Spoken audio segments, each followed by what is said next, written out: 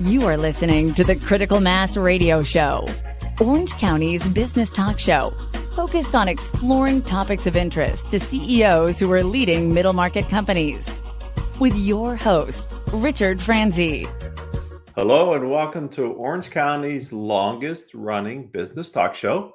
And yes, I am your host, Rick Franzi. And boy, am I excited to be here today. Why do you ask? Because our guest, Greg Harrigan, is here. And Greg is the president of MarketShare Growth Advisors. Greg, welcome to the program. Delighted to be here, Rick. So glad to have this opportunity.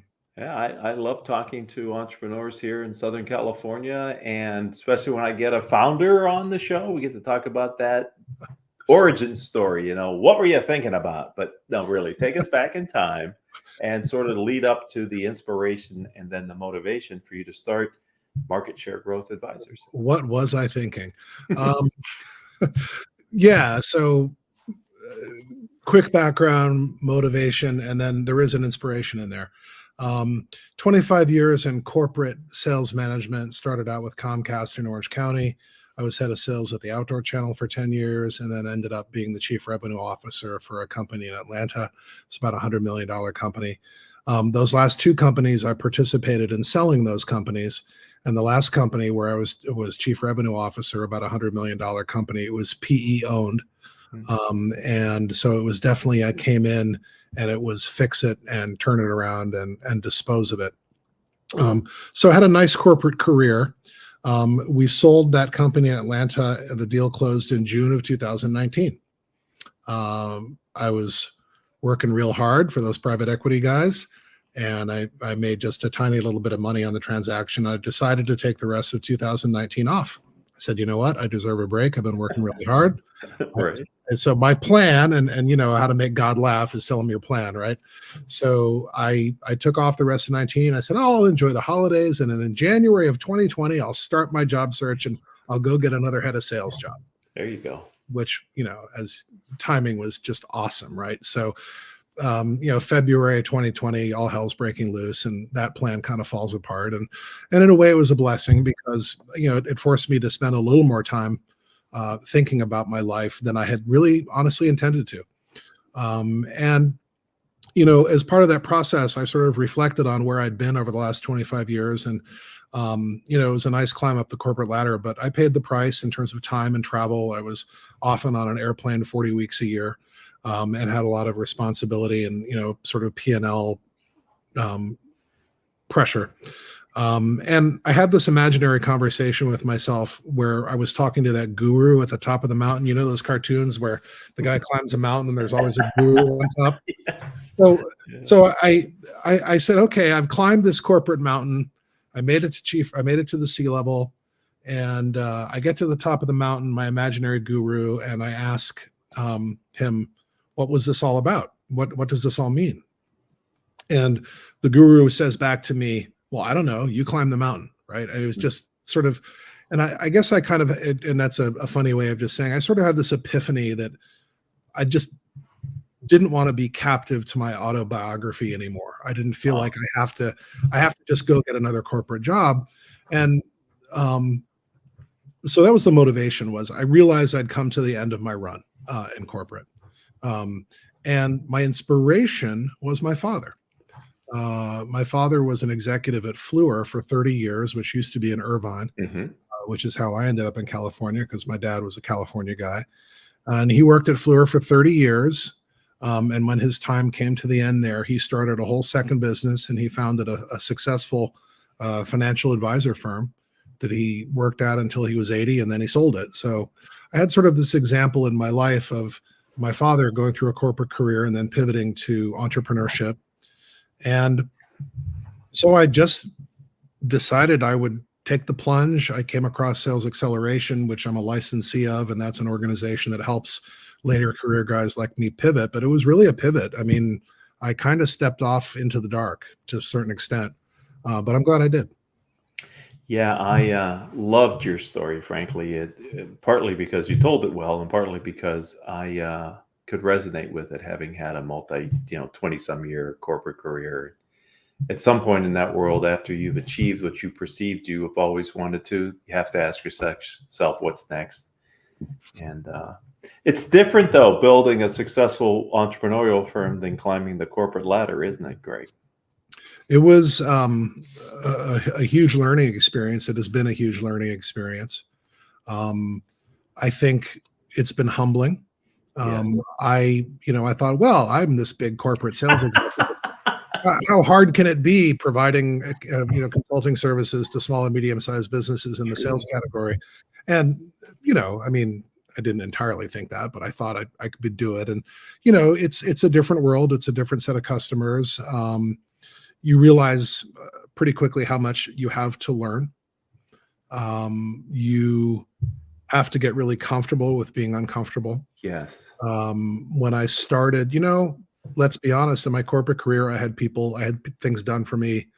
And when I started my own entrepreneurial organization and I realized, wow, I'm doing everything and I'm having to do new stuff. And now it's fun. And I'll have to say, I mean, it was challenging at first, but it was invigorating. I mean, I do feel rejuvenated to a certain extent, and I've learned an awful lot. And I've just gotten comfortable being uncomfortable. It's amazing to me when I look back on my career and others such as yourself, how much responsibility corporate America puts on 30 and 40-year-olds, right? And then you hit 50 and they start to think that you can't be as trusted as you were, or you're too expensive, or you're whatever. It's when you've had all this collective experience that you should be even more valuable, that the worm does turn to some degree. And I think that's to the benefit of middle market and entrepreneurial organizations, because they pick up talented people like yourself and myself to do another chapter of our careers, huh? 100%. So did you pivot much from the early days? I mean, I know, you sort of knew what you wanted to do, but once you got in the game and started talking to prospects and figuring out who would value you as, as sales revenue expert, I mean, did you have to pivot? Sure. I think it's adjusting to a different market. The SMB space is very different from where I was in the enterprise space. And I've had to learn when to offer my advice and when to realize that I need to kind of stay in my lane or rein in how much I want to push on a client and let them come along to the point where they're ready for the next thing. That's been interesting.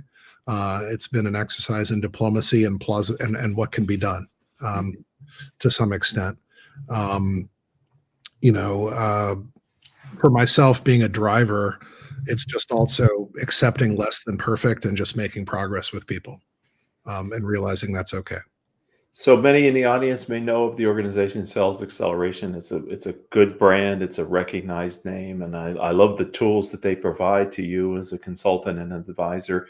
I'm wondering, tell me specifically, Greg, who are you helping? What problems are you solving? Sure. And kind of why are they picking Greg Harrigan over some other guy or lady? God knows.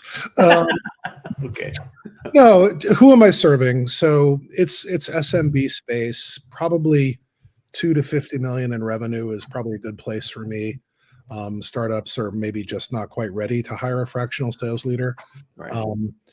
And it's really for me, the key filter is B2B. So I create most value when I'm working with salespeople and organizations that are using salespeople. And other than that, surprisingly, it's really any category. And I found even in my practice, any geography. I've actually got some remote clients back east where it's working really well. So people have a tendency to think that you have to have someone's specific experience in their vertical, but really sales as a practice is like law or accounting. I mean, the principles translate well. And really the last thing, Rick, is that the companies that I can help are where the founders or leaders recognize some kind of sales pain that they're in and they're ready to fix it and get help. That's a critical aspect of it too, because they have to be willing to change or give you some authority to make some decisions on their behalf. And I too work in a similar space to you. I think it's the lower middle market companies, no disrespect intended, but several million to tens of millions of dollars. And I've learned there are some very smart, really good people that are running those kind of companies. And many times they haven't been exposed to what you and I might have been able to been exposed to being in the corporate world, where the resources were a little more abundant and there was a little bit more investment. And being able to bring some of the discipline and education that we've gotten can really turn the light bulbs on for these folks and truly get them to the next level of business. That it's very rewarding. I don't know what your experience is, but that's what I've found. No, I love that I'm helping people. And you're right. There is a tremendous need in the SMB space for my particular sort of things that I do are really sales strategy, repeatable processes, and develop. And leaders of small to medium-sized businesses don't always have the bandwidth to do those things or the time to really pay attention to them. So it's really when, I can come in and, I'll give you just one very brief example. My client was struggling with some client churn, and they didn't really have a key account management strategy in place. And I sat in a management meeting and I just listened to these guys saying, oh man, we're losing this big account. And I was able to come back, hopefully diplomatically, with, have you guys thought about doing sort of X, Y, Z? And these were things that I think you might want to look at doing. And I think it gave them hope moving forward that they can make some changes to resolve those issues. So that was just really nice. Yeah, my experience has been, you tell me many times in the SMB space, the leaders of the companies are good practicing technicians at the service or product that they're endeavoring. But many times they look at their sales force a little bit out of the side of their eye, trying to figure out, what do I really have here and how do I really manage and lead the sales group? Because they many times feel different as a different culture or group of people. Salespeople can be a different group of animals to manage, shall we just say. You're right. A lot of the founders are engineers, or they're passionate about a particular thing and they're great at it. And business. Hey, Greg, there's a little bit of shuffling or noise or something. I don't know what that might be. Sorry, I was That's okay. Papers on my desk. Oh, okay. So I'm sorry, I lost my thread. Salespeople, managing them. Yeah, the entrepreneurs they're not necessarily in it for the sales leadership, and so they get to a point where they find they really are grateful to have someone to come in and handle the sales function. So I think that's really where we provide the value. And I love what you said about a repeatable process, which is sometimes what I find people who haven't been in sales or really have looked at it. It is a metric driven profession. 100%. Repeatable and scalable. So, if you're trying to grow your business or if you're trying to exit your business, you don't want the founder to be walking away from the sale with all the accounts, right? You want to have a functioning sales function. It builds value for your company. That you've got, independent processes that are functioning regardless of who's sitting in the leadership seat. Yeah, because that's so important that how much wood does the woodchuck chuck? What do you have to invest to get the return? And that changes with time. It's never constant, but it's good at least to have a North Star. We're talking a lot of theory here, and I'm wondering too, I like to ask my guests if there's a piece of business advice that you could share with my audience, maybe something you've picked up along the way and you could pay it forward for us today here. Thank you for asking that question. It's a really good question because when I was in corporate America, we're faced with making tough decisions. And I called up my dad, who was, had a lot of corporate experience. And I said, Dad, how do you make a decision when you don't know what to do? And he laughed. And he told me something that I thought was very common sense. And I've lived by it ever since, which he said is, you gather all the best information you can at the time, and you make the best decision you can with what you know at the time. And most importantly, don't look back. No regrets. Just make the best decision you can. You've got it, which is always, of course, the cliche is it's better to make a decision than not to make a decision. But really what my dad imparted to me was feel good about the decision you make. You're making the best decision you can, and just go ahead and make it. I think that's really powerful because in my experience as well, there are many times when you can no longer wait to make the decision, but you know there's probably something you would like to know that you don't know, but you There's can't keep waiting. there's no time when you have there's no such thing as perfect information. So And then sometimes you don't really know the solution until you take some action, because then you get feedback and you get, a little more data, and then it helps to inform if you're on the right course or not. So, be action oriented and then make another decision. right. Yeah. Keep moving.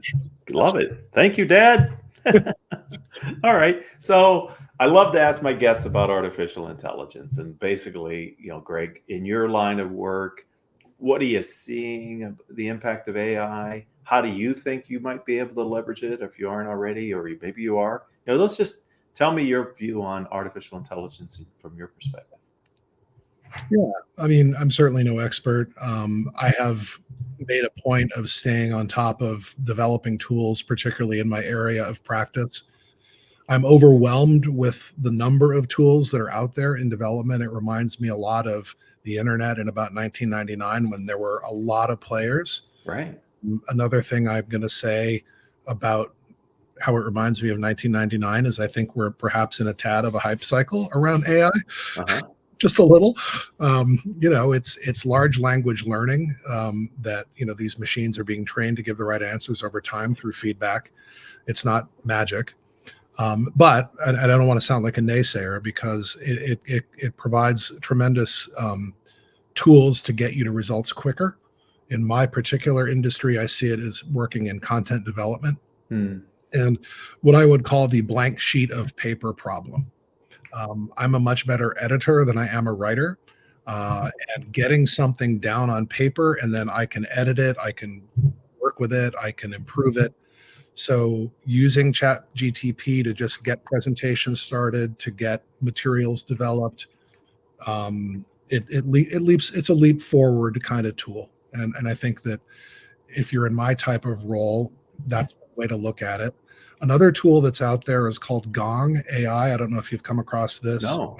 Well, it's a really interesting tool. One of the things as sales managers sometimes we have to do is we have to listen to recordings of salespeople interacting with clients. And, it's like you're listening for an hour and you're stopping the tape and you're taking notes. And, I could spend 3 hours just for the coaching purposes listening to a 1 hour tape. What Gong does is it actually can listen to the whole thing for you and just give you statistics like how much is the client talking versus how much is the salesperson talking, how many keywords were used, and so forth and so on. So it's a really cool shortcut to look at. I mean, I have a salesperson in mind, lovely lady, but geez, she talks over her clients like you wouldn't believe. And all I would have needed to have known is I would have looked at Gong and I would have said she's talking 80% of the time, and I would have said, okay, that's the problem. I don't need to listen to the whole thing. So just little things like that. But my son is starting out his career in computer science and electrical engineering. He has friends that are in AI, and there's a lot of really young, smart people. And I think it's going to be revolutionary the way AI, the original internet was. I think it's hard to say where it's going to go, but that's what I'm seeing today for me. Yeah, that's really great insight, because there's so much money going into companies and entrepreneurs who have an AI story that something's going to come of it. Oh, I think, if you were putting bets down on, search engines in 1999, you would have done Lycos and Alta Vista and Yahoo. And then there was this funny company called Google, right? And eventually, category leaders are going to emerge over the next 5 or 10 years, and the tools are going to emerge. I think Microsoft is going to be a tremendous player. And as you said, we're in a whole VC cycle, right? So, Right. The typical cycle you see in this is technology is finance, engineering, marketing, and we're really kind of in the finance/engineering phase right now. So we'll see what comes out. Thank you for sharing Gong. Is that GONG.ai? Is that it? GONG.ai. Yeah. All right. Well, I've got a homework project when the show's over, Greg. So thank you for giving me. I'm curious now to check that out. So that's how we learn from our peers. Let's talk about tomorrow. Where are you taking MarketShare Growth Advisors? You'll be back on the show at some point in the future. What's going to be bigger, brighter, different? I think this fractional thing is really taking off. I think there's a fractional future for businesses. It started out with, a lot of people outsourcing. Financial in particular is still a thing today, but I think companies, like you said, there's a lot of smart people out there that you can come in for the right amount of work and at the right price for your companies to move your company forward. I don't stay with companies forever. And it's a way for entrepreneurs to access more talent than maybe they thought they could, because they're thinking in terms of full-time salaries, where you can just identify who's right for you and what you need, and access that talent. So I think it's a model, and I'm seeing people piling into it from the provider side, and I think more and more businesses are starting to figure it out. Mm-hmm. Yeah, it's kind of a supply and demand thing, huh? Yeah, as the boomers and now maybe Gen X are moving towards that stage, there's a lot of deep experience that's available at a fraction of what you would have had to pay him if you had him full time, which is, to your point, I think a great utilization. Yeah, I'm excited, and I think businesses are learning how to work with fractional people, because it's a different businesses that run on fractional teams. They bring in a fractional to fit 3 or 4 different seats. Mm-hmm. This is great. You're a great guest. I'm glad we have you on the program. I want to thank my peers in San Diego for making the introduction. I think Brad was the one who said you and I should get together. So thank you, Brad, for the introduction to Greg. All right. So if someone wants to reach out to you, learn more about you and MarketShare Growth Advisors, how do they do that on LinkedIn? And maybe what's another platform where they can go to learn more about you? Well, Greg Harrigan, fortunately, if you type that into LinkedIn, it's an unusual enough name. There aren't too many of me. So you should just be able to find me on LinkedIn pretty easily. I'm not, John Smith. And then I think you can go to Sales Xceleration. I'm part of the Sales Xceleration network. So if you went there, you could easily find me. Those are probably the best 2 ways. Well, I want to thank you for giving us your time and being a guest on the program, Greg. The time has flown by, frankly, and I've really enjoyed it. Thanks. It's been really a pleasure. Thanks for having me on. I'd like to thank the audience. You've just been a part of Orange County's longest running business talk show. Greg's show is now a part of our archives with over 1,400 interviews that we've done over the years. If you happen to be an Orange County business leader, executive, or a nonprofit, and you would like to share your story with our audience, then reach out to me on LinkedIn. I'm Rick, R-I-C, Franzi, F-R-A-N-Z-I. Coincidentally, that's also our company's website, rickfranzi.com. And let us know your interest. And Haley, our producer, and me will be happy to talk with you about the show and get you scheduled on a future episode. And until we all have a chance to be together again, I hope all of your business decisions will move your company in a positive direction.